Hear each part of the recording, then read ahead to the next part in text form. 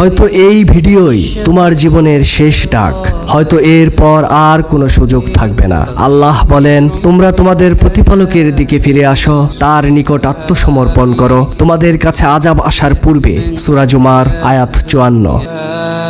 আর রাসূল সাল্লাল্লাহু আলাইহি ওয়াসাল্লাম বলেছেন, আল্লাহ তাআলা রাতের বেলায় তার রহমতের হাত প্রসারিত করেন যেন দিনের পাপীগণ তওবা করে, আর দিনের বেলায় প্রসারিত করেন যেন রাতের পাপী তওবা করে। সহিহ মুসলিম।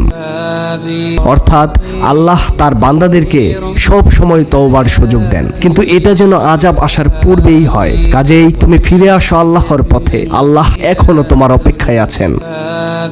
ইনশাআল্লাহ আগামীকাল থেকে শুরু হচ্ছে কিয়ামতের ভয়ঙ্কর ফিতনা দাজ্জাল নিয়ে ধারাবাহিক পর্ব।